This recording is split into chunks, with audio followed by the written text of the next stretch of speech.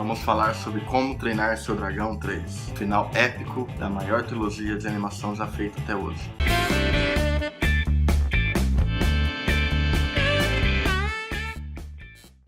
Bom dia, boa tarde, boa noite, está começando mais um Cine Tavão e eu sou o Tavão, trazendo conteúdo inédito da cultura pop até você. Então, antes de qualquer coisa, se inscreve aí no canal, clica no sininho para ativar as notificações e vamos voar aqui com dragões e vikings na finalização da franquia da DreamWorks. Pois bem, Como Treinar Seu Dragão 3 chegou aos cinemas e nos deu a aventura final de Soluço e Banguela, onde mais uma vez sensibilidade e a emoção andam lado ao lado do bom humor e da ação em uma gratificante produção animada. Primeiro vamos voltar um pouco no tempo. O ano é 2010, a DreamWorks Animation e a Paramount Pictures se juntaram para adaptar a série de livros infantis de fantasia e aventura da autora britânica Cressida Cowell. E para isso eles tiveram à sua disposição a dupla de diretores responsável por Lilo e Stitch, Chris Sanders e Jim DeBlois. Na trama, ambientado na terra de Berk, vikings são inimigos mortais dos dragões. Contudo, Soluço, filho do líder da aldeia Stoy, ao contrário de quase toda a população do local, ele se coloca contra essas práticas ao se relacionar com Banguela, o último dragão da raça de Fúrias da Noite. E graças à sua sensibilidade incrivelmente criativa, ele consegue dar o fim aos combates entre dragões e vikings, mostrando a todos como estavam enganados em caçar e matar dragões. Olha, para ser sincero, Como Treinar Esse Dragão não me agradou à primeira vista, não me interessei pela franquia quando foi lançado em 2010. Isso parte da minha opinião particular de que a animação estava meio embaixo ali naqueles anos. Mas aí eu vi o primeiro filme e minha cabeça explodiu. A história sabia muito bem como dialogar com crianças e adultos, intercalando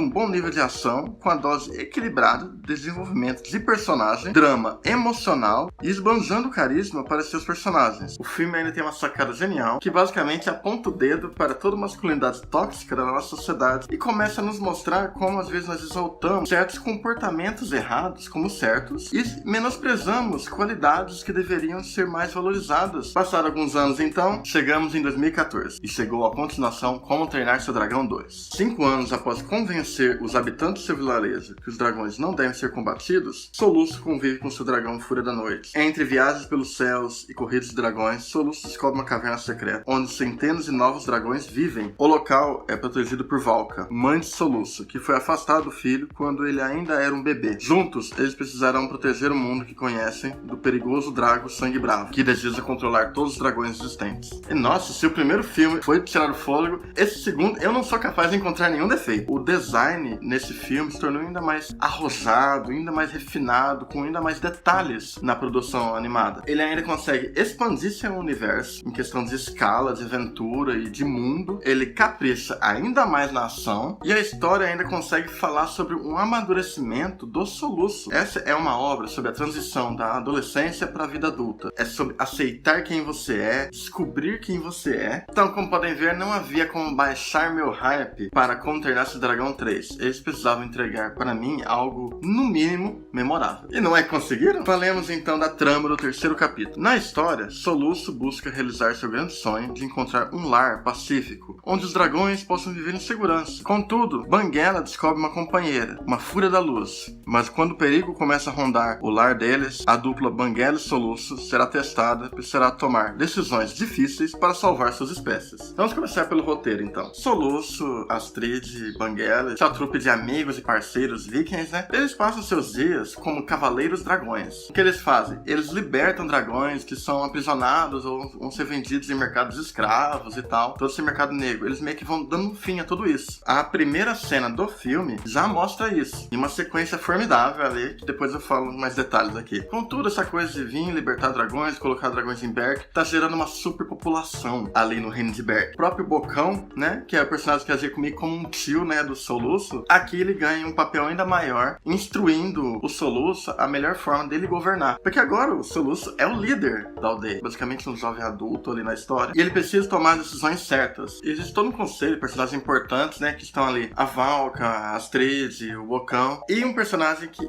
veio no Como Treinar Seu Dragão 2, e agora ele integra o grupo de protagonistas da história, que é o Eret. Aí o roteiro prossegue com isso, ele precisa achar um lugar onde eles possam ficar todos todos juntos, os dragões e os vikings, num lugar maior. Eles precisam migrar de Berk para uma nova terra. Contudo, as ações de Soluço, com seus cavaleiros dragões, libertando dragões de mercados escravos, está ocasionando problemas. Eles estão sendo muito visados. Esse é um dos motivos para eles quererem partir de Berk. Eles estão chamando muita atenção. Aí, no meio disso tudo, esses contrabandistas, né, de dragões, contratam um matador de dragões, que na dublagem ficou esplêndido. Eu tenho quase certeza que é o mesmo dublador do Hades, de Hércules. E isso é genial porque ele tem um tom de voz ardiloso, manipulador, que combina com um jeito meio esguio, frio e doentio do vilão. E o objetivo dele é caçar o Fúria da Noite, Banguela. Sim, nosso amado Banguela. E aí, no meio de toda essa situação caótica pro Soluço, o Banguela se apaixona por outro da mesma raça dele, uma Fúria da Luz. Ele não é o único. E a partir daí,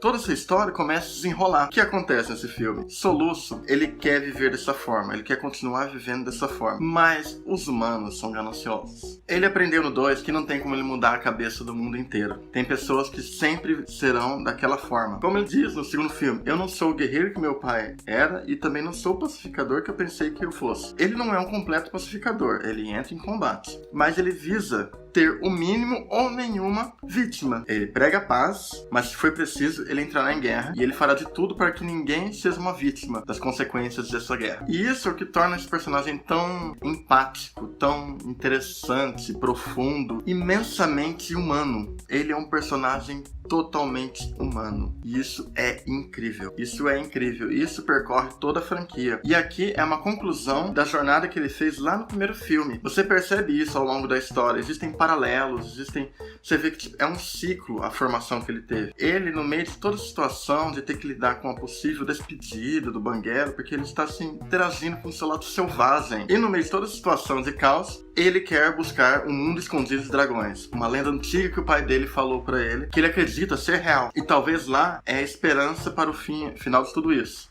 Ele quer, de alguma forma, levar todo mundo pra lá. E aí que entram os conflitos da história. Que, tipo, o Banguela começa a se relacionar com essa dragoa? Dragão? Enfim, o Banguela começa a se relacionar com a Fúria da Luz. Ele começa a entrar em contato com o seu lado selvagem. Ele foi meio que domesticado, né? Praticamente a vida inteira dele, desde que começou a acompanhar o Soluço, ele foi sempre domesticado. E aí o Soluço começa a passar pela cabeça dele que, tipo, talvez eu tenha que me despedir do Banguela. Talvez ele vá ter que ir embora. Talvez nós todos não podemos ficar juntos para sempre.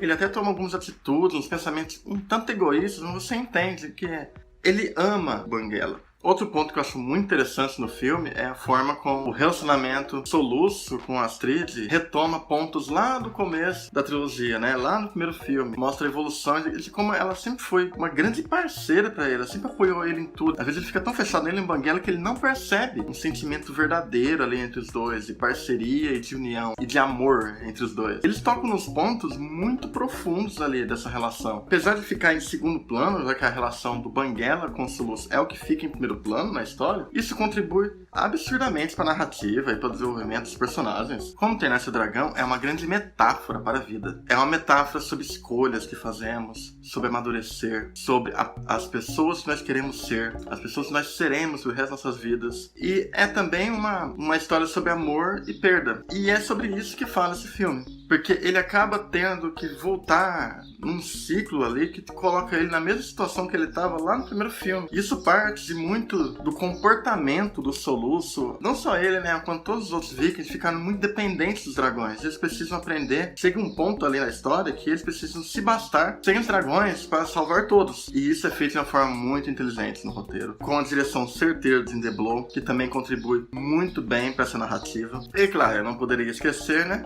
O design. Que design lindo. Já tinha avançado muito a estrutura de design no segundo filme. O filme inicia com eles ali em ação, salvando os dragões e tudo mais. E tem todo um plano de sequência muito inteligente ali de ação, que a câmera vai pra cima e compõe o dragão voando. Depois ela volta com uma ação que tá vindo de um personagem descendo. Aí pega outro personagem no chão, de repente voa de novo. E a câmera ali, ela é uns 5 minutos, eu acho, ela não tem corte. Já em outras situações você percebe todo um clima caótico, sombrio. Tem a sequência que apresenta o vilão. Parecia Senhor dos Anéis. Parecia que tipo, tava mostrando Mordor. Então, detalhe sombrio ali, um trabalho de névoa, de iluminação, sombra e cor no mundo escondido dos dragões. A forma como eles mostraram Berk ainda mais rica em detalhes, com toda essa cultura de engenhocas e steampunk que o Soluço fez no decorrer da história inteira, né? Ele sempre foi um cara muito inventivo e criativo, né? Umas engenhocas de steampunk, a própria perna dele, né? Que ele perdeu, né? E tem aquela aparelhagem também que ele fez pro Banguela, né? E ali você mostra ele como líder, todas essas criações dele estão extremamente integradas dentro da estrutura do Reino de Berk. Nesse ponto, haverão spoilers. Acho que um dos pontos mais interessantes pra mim todo esse filme, e que arrancou lágrimas em mim, descaradamente, é quando, em pequenos segmentos, ao longo do filme, mesmo não existindo o pai mais, já que ele faleceu no filme anterior, aqui você vê que a presença dele é sempre marcante na vida do Soluço. Toda essa história de encontrar um mundo escondido é tudo de uma lenda contada pelo pai dele pra ele. E o filme extrapola isso de uma maneira brilhante. Ele pega uns flashbacks dele criancinha, que fortalecem toda a questão da união dele com o pai dele. Esses pequenos segmentos, flashbacks, são esplêndidos. E aí chega o final, onde eles precisam se despedir de todos os seus dragões e deixarem irem eles para o mundo escondido de dragões. E essa cena é de partir o coração, é de fazer sua alma sair do corpo. É lindo. É belíssima essa cena. Vocês precisam ver. Sabe, são pequenos trejeitos entre cada homem e criatura ali que se despedem. Isso nunca vai acabar. Infelizmente, os humanos sempre vão ser gananciosos. Então, mais uma vez, ele quebra o ciclo, quebrando o elo deles com os dragões. Quando tudo isso é concluído, eles me jogam um epílogo na minha cara do Soluço. Adulto. Bem adulto, já, com 2 filhos, com as 3. Casado com as trilhas, navegando ali, ele vê o Banguela. E aí o Soluço ensina os filhos dele a não ter medo. Ele ensina eles a forma como você se relaciona, né, com essas criaturas. O que a DreamWorks fez com essa franquia é algo inimaginável. Uma emoção, uma sensibilidade tão profunda. Ele respeita a evolução dos seus personagens, ele traz mais camadas e ele é corajoso em seu final. Veja Como Treinar Seu Dragão 3 nos cinemas. Se tiver a fim de ver os primeiros, ainda não viu, o primeiro tem na Netflix e o segundo acho que tem no aplicativo da Telecine. Veja esses filmes que são brilhantes. Você vê os 2 e depois vai ver o terceiro no cinema. Você não vai se arrepender. Muito bem, se você gostou dessa crítica, clica ali em gostei, comenta ali embaixo se achou e tudo mais. A gente pode conversar um pouco sobre nossas impressões, né? Sobre, não só sobre o filme, né? Mas sobre o que a trilogia, como a trilogia é importante pra gente, né? Bem, isso, se você estiver interessado em fazer um investimento para o crescimento do canal, além da descrição, tem as minhas contas do Patreon, Padrim e Apoia. Você vê qual que pra você funciona melhor, qual você acha mais interessante, que a força esteja com vocês e até mais.